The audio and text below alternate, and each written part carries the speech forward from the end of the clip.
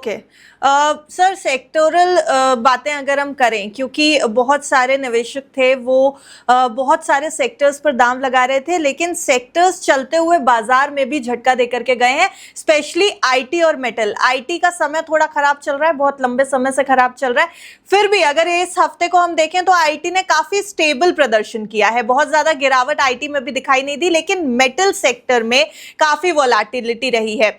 Metal sector का अगर हम डेटा देखें पिछले एक हफ्ते का भी, तो भी ये दिखाई दे रहा है कि बड़े स्टॉक्स जैसे कि वेदांता हो गया, नाल्को हो गया, हिंडेल्को हो गया, ये सभी स्टॉक्स बुरी तरीके से गिरते हुए दिखाई दिए।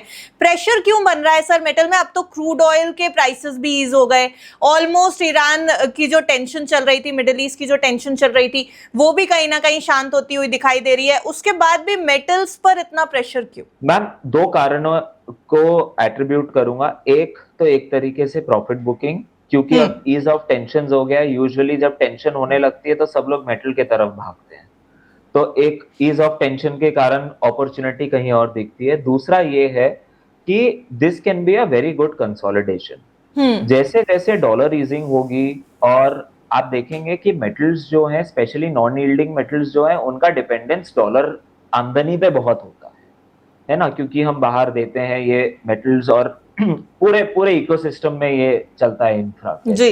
तो जैसे जैसे वोलेटिलिटी खत्म होते जाएगी करेंसी में, जैसे जैसे क्रूड में वोलेटिलिटी खत्म हो जाएगी, दुनिया जो है वो थोड़ी सी और बोलते हैं जिसे काम वाटर्स में चलने लगेगी, वैसे वैसे जो है ये मेटल्स की वोलेटिलिटी भी खत्म हो जाएगी। तो इन्वेस्टर पॉइंट ऑफ व्यू से मुझे ऐसा लगता है ये बहुत अच्छी अपॉर्चुनिटी हो सकती है हमारे लिए to re enter, specially dividend yielding stocks जो हैं वो हमारे पास हर बार एक क्वेश्चन लेके आते हैं, तो this can be a good space there. Sir, 8.5% की गिरावट दिखाई है इस हफ्ते मेटल्स ने। बाइंग अपॉर्चुनिटी दिखाई दे रही है, वैल्यूएशन सही लग रहे हैं अब मेटल स्टॉक्स के क्या? पर्सनली स्पीकिंग बिल्कुल ठीक लगता है। मैं ये नहीं बोलूंगा कि मेरा पूरा एक्सपोजर 100% में मेटल्स में जाके आज ही बैठ जाऊं, but buy on dips is the go to word इस टाइम में। स्पेशली क्योंकि आप देखें पिछले 4 महीने से हम सुबह उठते हैं तो कोई और ग्लोबल न्यूज होती है और सोते हैं तो कोई और होती है। जी। तो जितना डिप मिल रहा है अपॉर्चुनिटी है, और पर मैं पूरा जाके आज बैठ जाऊंगा क्या, तो अभी क्लियर पिक्चर जो है शायद और 2-3 महीने में मिलेगी। जी। आईटी का मैंने जिक्र किया सर, इस हफ्ते स्टेबल परफॉर्मेंस दिखाई है, हालांकि गिरावट थी, लेकिन फिर भी कंपैरेटिवली जो परफॉर्मेंस अभी तक आईटी सेक्टर दे रहा था वहां से थोड़ी स्ट्रेंथ आती दिखाई दी है। रिवर्सल शुरू हो गया है, रिकवरी शुरू हो गई है आईटी सेक्टर में? मैम, थोड़ा जल्दी है ये बोलने के लिए, इट्स अ लिटिल अर्ली। कारण ये है क्योंकि हमारा आईटी जो है वो मेनली इस बेस पे गिर रहा था कि हम एआई मैन्युफैक्चरर नहीं है, हम शायद एआई कंज्यूमर है। हम और management consultancy, so on and so fourth, IT services. अब क्योंकि वर्ल्ड ओवर जो है वो एआई के ऊपर एक क्वेश्चन आ गया है कि हम सब मैन्युफैक्चरिंग की तो बात कर रहे हैं, पर रेवेन्यू कौन कैसे क्या बनाने वाला है, किसकी क्या प्रॉफिटेबिलिटी होगी, क्या हम एआई पे ही कंप्लीटली डिपेंडेंट हो सकते हैं। तो ये सारे क्वेश्चंस आने के कारण मुझे लगता है, और उनकी रैली इतनी ज्यादा थी ऊपर की तरफ कि वहां एक करेक्शन आ गया, वहां ये क्वेश्चंस अभी भी अनआंसर्ड हैं। इसलिए इंडिया जो है वो IT sector, Indian IT sector जो है वो वापस से स्ट्रांगली हेल्ड है। और जितना मैं समझता हूँ, if I am not wrong, हमारे जो H1B वीजा रूल्स थे, जिस कारण से एक और डिसरप्शन आया था, आई थिंक लास्ट सितंबर की बात है, लास्ट अगस्त की बात है, जी। वो टॉपिक जो है वो थोड़ा सा ठंडा हो गया। तो हमारे जितने आईटी कंपनीज है, specially in the US with human resource in the US, वो लोग काफी कंफर्टेबल हो गए हैं वापस से। This is what it seems like. Okay. अगर हम आईटी को थोड़ा कंपेयर कर दें सर, क्योंकि इस हफ्ते जब एसेंचर का रिजल्ट आया तो आईटी इंडेक्स हमारे यहाँ भी लगभग 6% तक गिर गया था, हालांकि उसके बाद संभला जरूर है, यानी वोलेटिलिटी तो अभी भी आईटी में बनी हुई है। तो अगर आईटी का कंपैरिजन करें सर एफएमसीजी या फिर एनर्जी जैसे सेक्टर्स से, तो बेहतर बेट्स कहाँ लगती दिख रही है? मुझे एफएमसीजी तो मोस्ट डेफिनेटली लास्ट लगती है। ओके। उसके बाद आपने कहा आईटी एंड एनर्जी, तो एनर्जी बहुत फ्यूचरिस्टिक लगता है इस कारण से so I will actually rate energy first. हालांकि हम वहां थोड़े एक्सपेंसिव वैल्यूएशंस में है, पर ये स्टोरी वैल्यूएशन या प्रॉफिटेबिलिटी के बारे में कम और कंजम्पशन ऑफ एनर्जी के बारे में ज्यादा है। जितना आप एआई, क्लाउड कंप्यूटिंग और डेटा सेंटर्स ये सब एक्सपैंड करेंगे, उतना एनर्जी कंजम्पशन ज्यादा होगा। तो इंडिया के लिए ये भी अच्छा है। इंडस्ट्रियल ग्रोथ जितनी होगी, हमारा जो है वो एनर्जी कंजम्पशन ज्यादा होगा। हमारी इनकम बढ़े ना बढ़े, हमारी डिस्पोजेबल इनकम जो है वो ज्यादा बढ़ते जा रही है। तो हम जितना भी आज स्पेंड कर रहे हैं, हम कमाए शायद अगले साल कम, पर हम खर्चा जरूर आज से ज्यादा करने वाले हैं। तो ये डायरेक्टली रिलेट हो जाता है, क्योंकि हम सबसे पहले जो है वो किसी फॉर्म में एनर्जी ही कंज्यूम करते हैं। तो looking at all of this, अगले 10 साल में ये अनुमान लगाया जाता है कि इंडिया की अकेली एनर्जी कंजम्पशन डबल हो जाएगी। अब कंजम्पशन जब डबल हो जाएगी, तो एक्चुअली कहीं तो ऑर्डर्स चाहिए जो एग्जीक्यूट हो, जो मैन्युफैक्चर करे इस एनर्जी को। तो मुझे मोटा मोटी ये लगता है कि आगे आने वाले समय में एनर्जी स्पेस डेफिनेटली बहुत बुलिश है।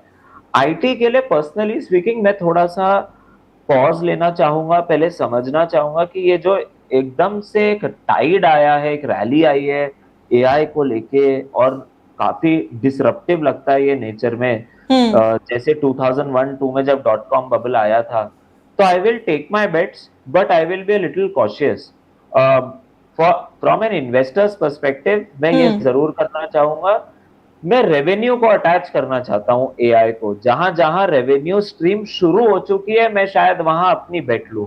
पर जहां सिर्फ मुझे अभी भी एक फ्यूचर ग्रोथ हो जाएगी ये दिख रहा है, वो मैं क्वेश्चन करूंगा। That will not become a part of my portfolio in a big way. छोटी मोटी बेट्स हो सकती है, बट नॉट मेजरली। पर कहीं मौका तो नहीं छूट जाएगा? काफी सस्ते मिल रहे हैं बहुत सारे स्टॉक्स आईटी सेक्टर में, अगर हम देखें वैल्यूएशंस के तौर पे भी या स्टॉक प्राइसेस के तौर पे भी काफी नीचे आए हुए हैं अपने ऑल टाइम हाई से बहुत सारे स्टॉक्स। राइट। तो मैम इसमें अगर हम वापस से फिल्ट्रेशन ये करेंगे, सबसे पहले इस बूम को अडेप्ट करने के लिए कौन कौन सी कंपनीज जो है वो क्लोजेस्ट है, या वो कौन सी चीज अडेप्ट कर पाती है। तो थोड़ा सा चेरी पिकिंग हो जाएगा, एनालिस्ट्स को थोड़ा सा और टाइटली देखना पड़ेगा। तो मैं इसलिए मैंने आपको कहा, इन जनरल मुझे सेक्टर जो है वो अभी पॉज पे लग रहा है। चेरी पिकिंग करनी होगी हमें। आप बेशुमार पैसा बना सकते हैं कुछ कुछ स्टॉक्स में, आई एम वेरी श्योर, क्योंकि इंडिया का IT her bar under valued zone से एकदम मास गेनिंग जोन में जाता है, ये तो है ही। एंड हमें चेरी पिक करके ही जाना चाहिए। ओके, कंजम्पशन और एनर्जी की बात तो हम कर रहे थे सर, लेकिन अपसाइड कितना दिख रहा है ये एक बड़ा सवाल है। निवेश करने के लिए सही समय है या नहीं, और अगर निवेश करते हैं तो बेहतर रिटर्न्स कब तक एक्सपेक्ट करेंगे? Consumption for me right now ma'am, अभी एक बार मैं चाहूंगा कि इंटरेस्ट रेट्स में कोई मूवमेंट आए, उसके बाद में एफएमसीजी स्पेस में शायद इन्फ्लेशन के दर को देखकर एंट्री लेना चाहूंगा। जहां तक एनर्जी स्पेस की बात है, मेरा कहना है कि हर बार आपको जब जब एक डिप मिले, जैसे बीच में भी मिला था कुछ स्टॉक्स में, हमने हर डिप पर खरीदना चाहिए, ये ध्यान में रखते हुए सामने ऑर्डर बुक क्या है। अगर ऑर्डर एग्जीक्यूशन अच्छा हो रहा है, तो हमें वैल्यूएशन की चिंता ना करते हुए ग्रोथ की चिंता ज्यादा करनी चाहिए। यानी कि अगर हमें बेहतर स्टॉक्स अभी ऑर्डर बुक के अकॉर्डिंग दिखाई दे रहे हैं तो हमें उनको जरूर रडार पे रखना चाहिए। बिल्कुल सर, अपसाइड कितना नजर आ रहा है, मेरा ये भी सवाल था कि हम कहां तक जाता हुआ ये इंडेक्स देख सकते हैं, कंजम्पशन और एनर्जी दोनों में? एनर्जी इंडेक्स मैम, मुझे यहाँ say anything between 25 to 30% growth दिखती है आने वाले 1 से 1.5 साल में। और FMCG, if everything is positive, तो एफएमसीजी ने मोस्ट डेफिनेटली 12 से 15% की ग्रोथ लॉग करनी चाहिए, जो एक हम बेसिक समझते हैं। But if there is any negative factor, मान लीजिए हमारे इन्फ्लेशन के नंबर्स डबल डिजिट हो जाते हैं, तो मैं शायद flat out to negative zone भी I would not be surprised. Okay, दो हम नहीं जा रहे हैं एकदम स्टॉक स्पेसिफिक, पर सर एक स्टॉक है वेदांता जिसका डीमर्जर हुआ था और उसके बाद बहुत राह कहते हैं मुश्किल हो जाना, वो हो गई है वेदांता के लिए। और जो बिल्कुल। इन्वेस्टर्स हैं वो काफी ज्यादा पैनिक मोड में है, क्योंकि भले ही डिमर्जर के बाद उनके पोर्टफोलियो में शेयर्स अलॉट हो गए हों, ऐड हो गए हों, लेकिन रिटर्न्स नेगेटिव में चले गए। वेदांता जी। थोड़ा पेन में है। ये पेन कब तक खत्म होता दिखाई दे रहा है? कोई एक ऐसा सेक्टर जिसमें वेदांता है और वेदांता के डीमर्जर के बाद वहां पर ग्रोथ नजर आ रही है आपको? मैम सबसे तो पहली चीज पे आते हैं, क्योंकि मेटल्स दबाव में मोस्ट डेफिनेटली आपकी मेजॉरिटी ऑफ बिजनेस ऑपरेशन जो है वो वहां पे दबाव में रहने ही वाले हैं। एक VAML में because of its aluminium business and you know all of that, वहां बहुत ग्रोथ लगती है। उसको मैं ग्रोथ स्टॉक या रादर ग्रोथ सेक्टर ही बोलता हूँ।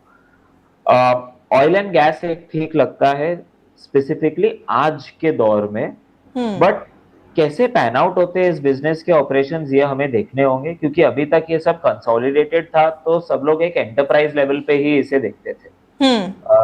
जैसे जैसे धीरे धीरे और हमें पता चलते जाएगा, हमारी स्टडी ज्यादा होते जाएगी, तो एल्यूमिनियम मोस्ट डेफिनेटली लगता है और इंफ्रास्ट्रक्चर जो है वो मोस्ट डेफिनेटली एक लगता है। Okay. Iron has always been the back of the company. Iron मैंने देखा है इन जनरल, ये ऑब्जर्वेशन है as someone who is in the market, कि जहां जहां आयरन प्रेजेंट होता है या कोल प्रेजेंट होता है वहां स्ट्रेंथ बहुत जल्दी आ जाती है या बहुत जल्दी जाती भी है जी। समटाइम्स। तो जिन जो जो सब्सिडरी या अदर कंपनीज इससे रिलेटेड है, आई थिंक निवेशकों को वहां टेंशन नहीं लेना चाहिए।